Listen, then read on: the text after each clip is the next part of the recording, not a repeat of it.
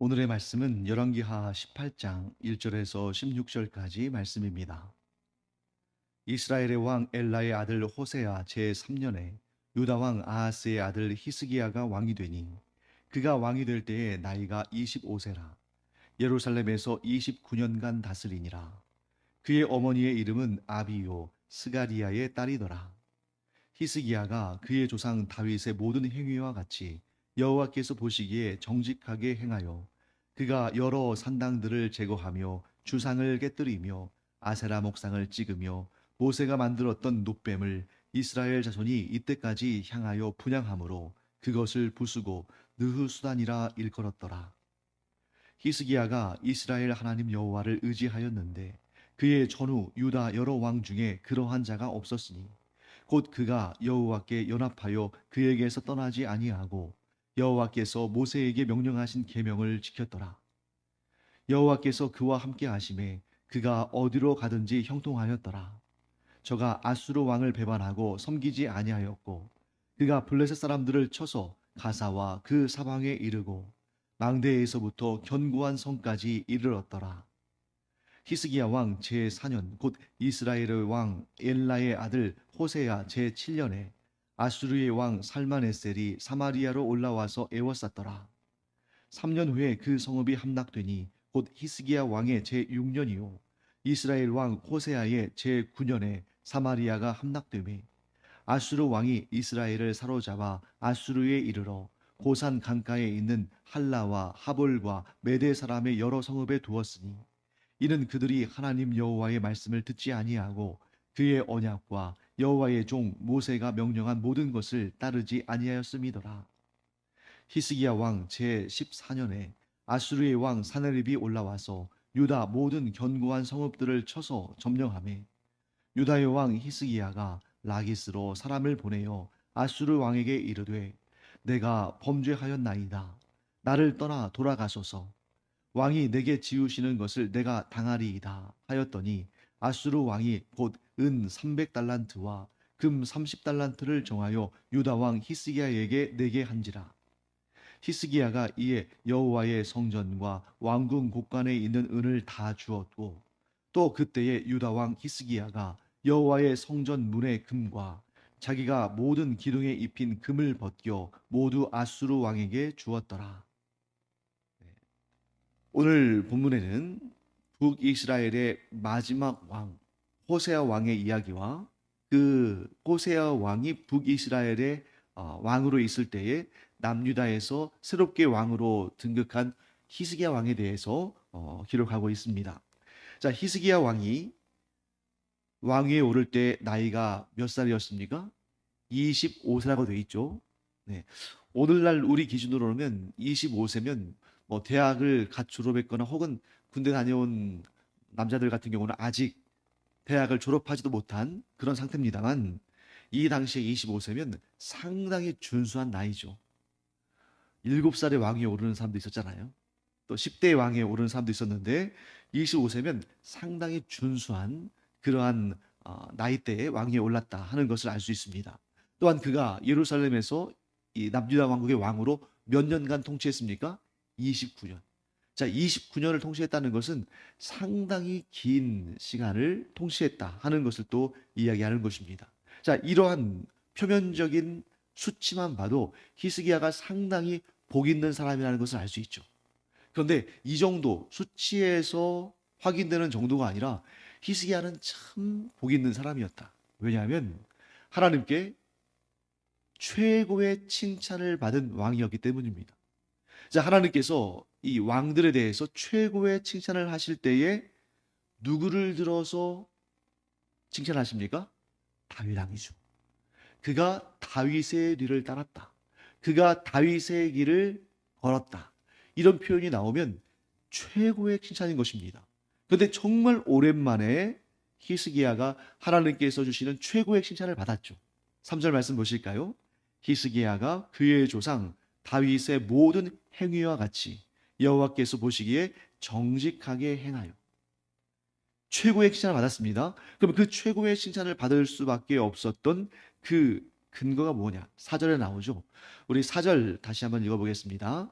그가 여러 산당들을 제거하며 주상을 깨뜨리며 아세라 목상을 찍으며 모세가 만들었던 놋뱀을 이스라엘 자손이 이때까지 향하여 분향함으로 그것을 부수고 느후수단이라 일컬었더라. 자, 이 말씀 통해서 우리가 뭘 할 수 있습니까? 히스기야가 말로만 하나님을 찬양하고 말로만 하나님을 믿는다고 하고 또 그가 전혀 아무런 그러한 믿음의 표현을 나타내지 않은 그런 사람이 아니라 그가 마음속으로 믿고 입술로 고백하는 것을 삶을 통해 실천했다는 것을 알게 됩니다. 그리고 한편으로는 이 히스기야가 이렇게 좋은 평가를 받는 데는 그의 아버지 역할도 있습니다. 히스기야의 아버지 아하스의 역할도 있다는 거예요. 자, 우리 예를 들면 이런 거죠. 자, 전임자가 워낙 훌륭하고 워낙 뛰어나면 그 다음에 후임으로 가는 것이 부담스럽고 힘들죠. 그런데 전임자가 워낙 못해놨으면 거기 가서 기본만 해도 칭찬받고 사람들에게 칭송받지 않겠습니까? 이 히스기야의 아버지인 아하스가 워낙이 악한 왕이었기 때문에 이 히스기야가 조금만 잘해도 칭찬을 받을 텐데 히스기야는 조금만 잘하는 것이 아니라 다윗처럼 잘했다는 거죠.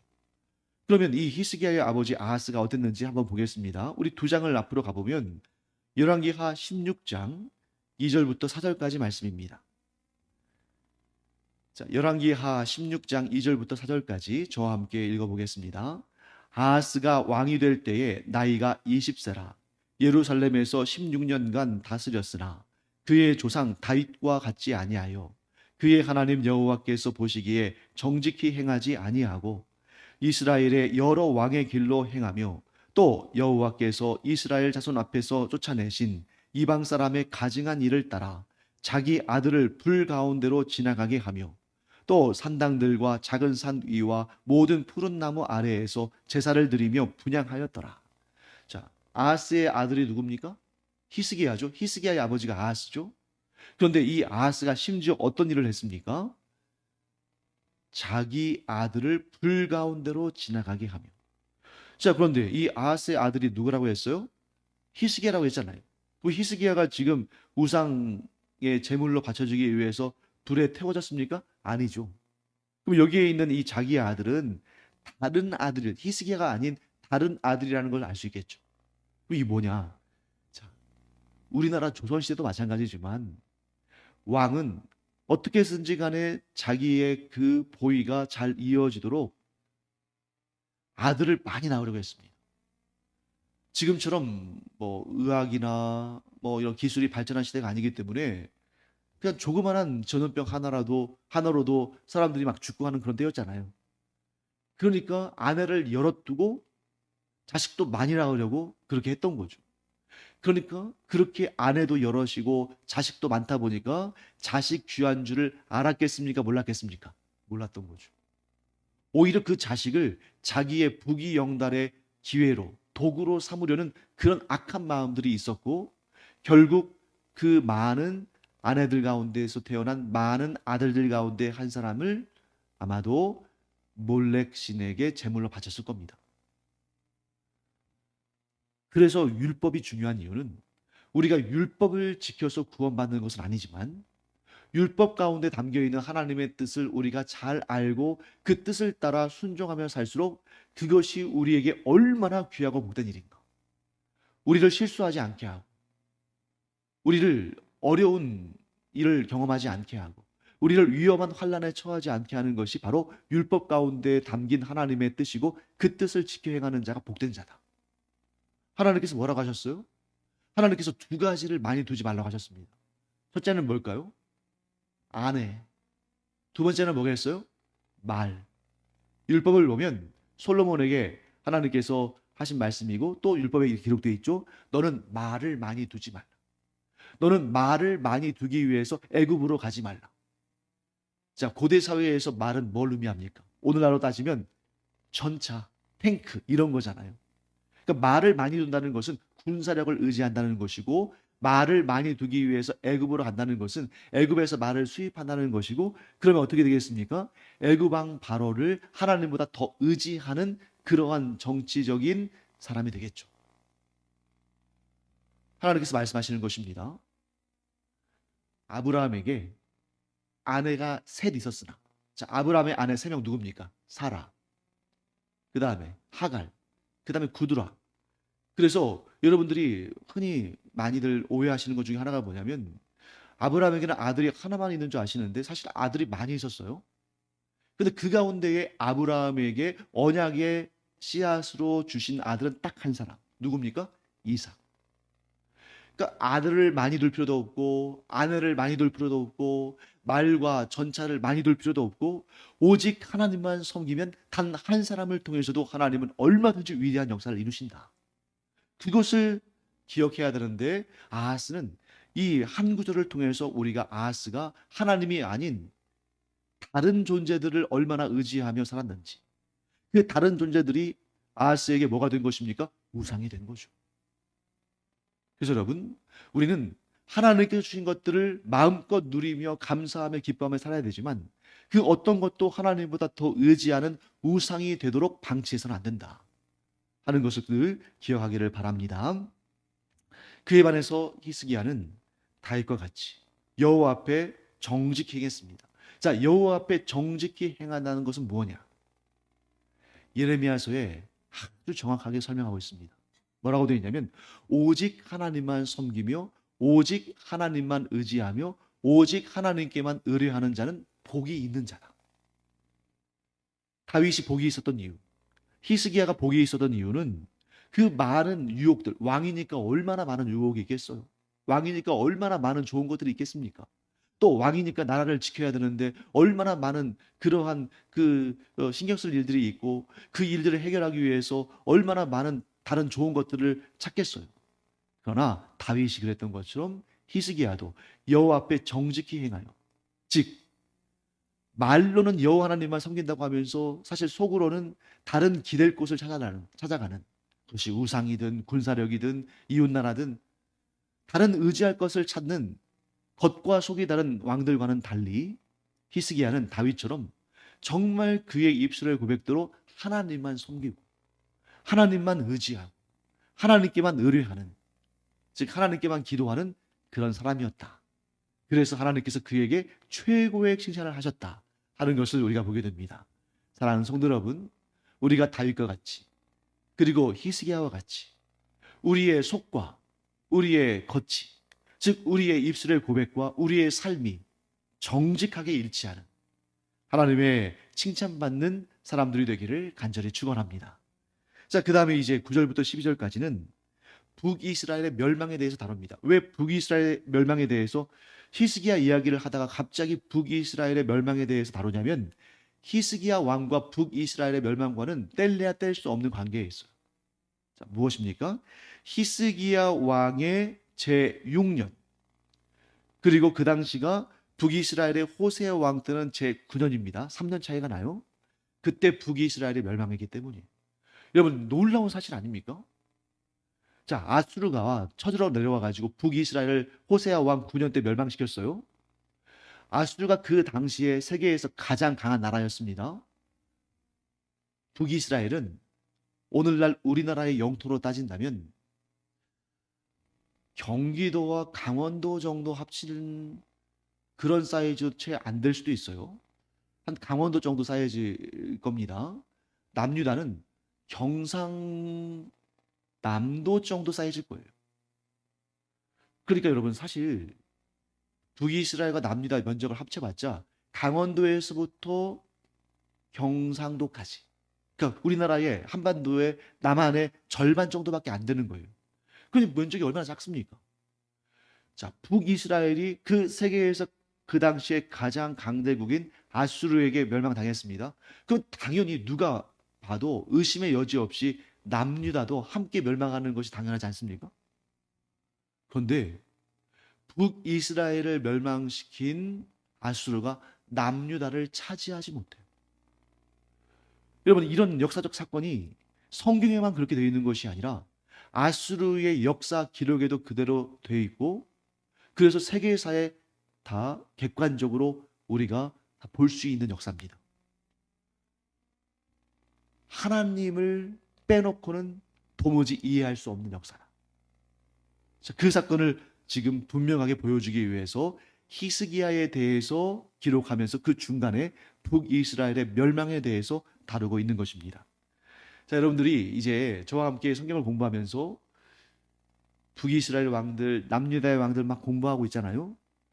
사실 그 이름들 외우는 거 쉽지 않죠.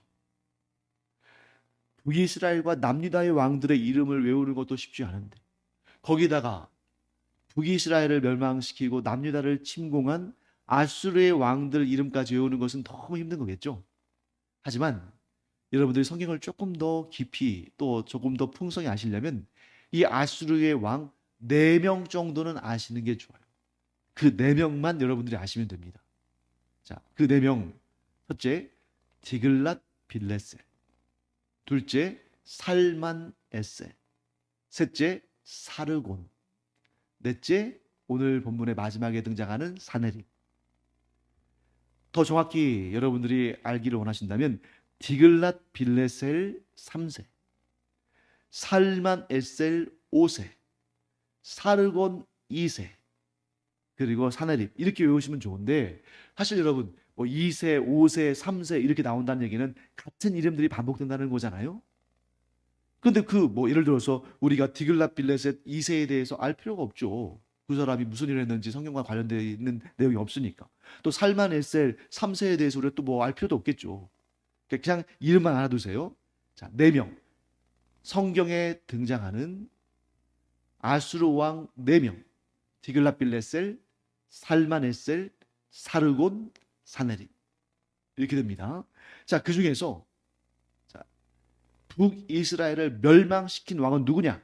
하고 물으면 여러분들은 살만 에셀이다 라고 대답하시면 돼요. 자, 그러면 그 살만 에셀의 아버지인 디글랏 빌레셋은 어떤 사람이냐? 디글랏 빌레셋 때에 비로소 북이스라엘의 멸망의 조짐이 보였다. 이렇게 기억하시면 됩니다. 그래서 이 디글랏 빌레셋 때에 북이스라엘 왕이 누구냐면 베가라는 사람입니다. 그때에 이 디글랏 빌레셋이 아주 힘이 강해서 그 당시에 아수르가 이 서아시아 지역, 중동 지역의 패권을 차지하기 전에 강대국이었던 아람이란 나라를 쳐요. 그러니까 북이스라엘, 남유다가 맨 안에 있고 그 위에 북이스라엘이 있고 그 위에 아람이 있고 그 위에 아수르가 있는 것인데 아수르의 디글랏 빌레셀이 아람의 다메섹을 쳐서 점령하고 덩치를 키웁니다. 그리고 나서 어디를 공격해요? 아람 밑에 있는 북이스라엘을 공격하는데 그때의 북이스라엘 왕이 베가라는 사람입니다. 근데 그때 나라를 북이스라엘을 완전히 정복하진 않아요. 대신에 많은 수의 포로를 끌고 가는데 그때가 주전 732년입니다. 자, 그러면 여기서 여러분들이 또 한 가지 외워두시면 좋은 것. 살만 에셀 왕, 즉 디글랏 빌레셀의 아들인 살만 에셀 왕 때 북이스라엘이 멸망했다고 말씀드렸잖아요. 북이스라엘의 멸망의 해는 주전 722년입니다. 우리가 다른 것은 몰라도 이 기원전의 역사에 있어서 이 3가지는 꼭 알아야겠죠. 북이스라엘의 멸망, 주전 722년. 남유다의 멸망, 주전 586년. 그리고 포로에서 귀환. 여기에서는 조금 뭐 이렇게 학자들마다 좀 견해가 다를 수 있지만 보통은 주전 532년 이런 식으로 우리가 외워두면 좋겠죠. 자, 그때 이제 우리가 주의할 내용이 하나 등장합니다. 살만 에셀 5세가 북이스라엘을 멸망시켰어요. 호세아 왕 9년에. 그 놀라운 사실. 그 주전 722년이 디글랏 빌레셀의 아들 살만 에셀이 북이스라엘을 정복한 멸망시킨 해지만 그 멸망시킨 해에 이 살만 에셀이 급사해요. 마치 알렉산더 대왕이 이 유럽과 아시아와 아프리카 북부를 다 통합한 다음에 갑자기 급사한 것처럼 이 살만 에셀 왕이 북이스라엘의 모든 것을 다 쳐버리고 멸망시켰는데 그 해에 급사를 해요.